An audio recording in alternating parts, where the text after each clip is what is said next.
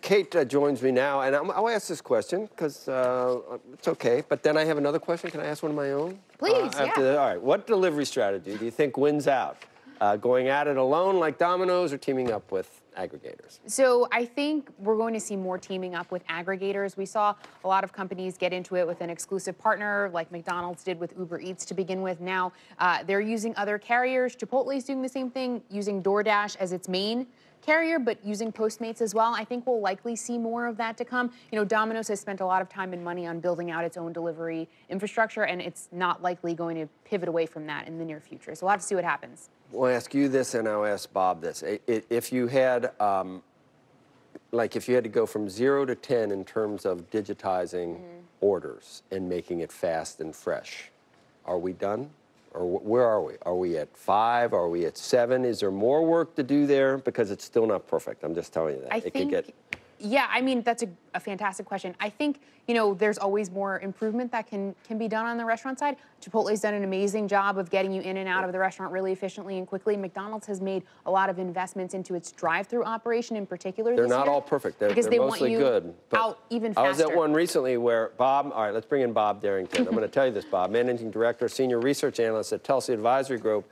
And I was at one, Bob, where every time I went a couple of times, and they said, okay, pull over into one of those spaces over there. And then I went and waited like 10, 15 minutes. And really fast food is not what it was. And I mean, I still think there's work to be done there, getting their act together. No or no? Listen, I think you're dead on. You know, part of the problem for the industry is just the lack of sufficient help. This industry is struggling to keep its restaurants staffed. And without sufficient staff, it's hard to provide the kind of level of service that especially people like you, Joe, expect. Yeah, and when, you know, he's gone now, but when Easterbrook came in at McDonald's specifically, he wasn't reinventing the wheel. And I said, you're not going to triple the stock price or double the stock price by just getting faster and fresher and cleaner, but you can. You can, well, if that's all you want. If we're talking about stock performance, though, for this year, McDonald's is only up about 10%. Right. It was one of the better performers in the past recent years. Yeah. It had done really well. It's in the midst of this big turnaround plan. It is looking to get you in and out even quicker and have you order on these varying different ways, from mobile to kiosks in store. Right. But the transformation's still happening.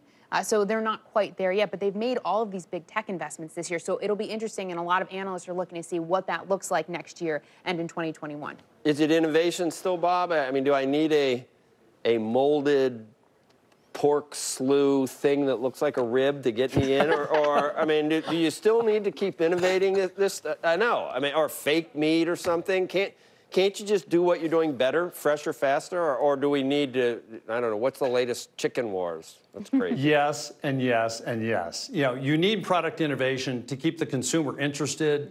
Faster, quicker, better. Yes, all those things are really important, and better service especially.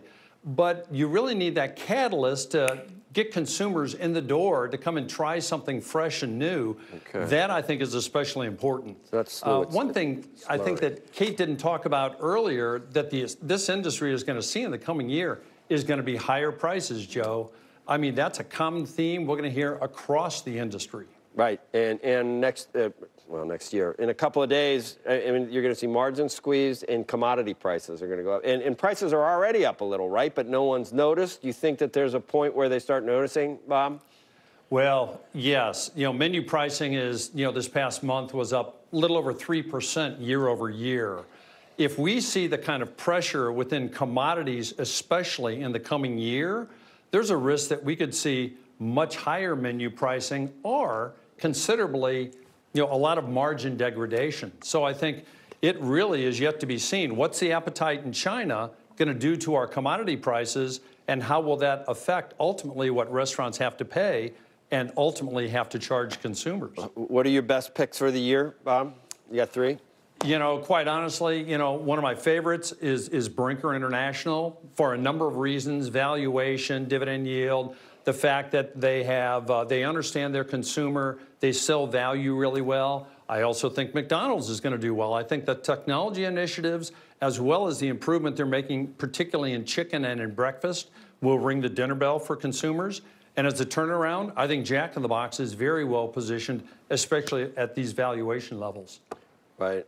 And now at least they're not called Food Maker, they're called Jack in the Box. I mean, why were they? That was weird, wasn't it, Bob? Anyway, Bob, I mean, how much you get charged to change, you know, someone charged them to come up with that, change your name from Food Maker to, right? To Jack. You know, listen, that goes back to the 80s. It does. That goes way back. Here we go again. Okay, Boomer. Thank you. You said it. I did, because I'm allowed to say it. I would never say it. I think I'm allowed to say You can it. say what, you're the host. Am I You can allowed to whatever say you want. okay, millennial? Sure. Okay, millennial. All right, Okay, take Boomer. it. Thank you. Okay, thank you, Bob. Take another look at today's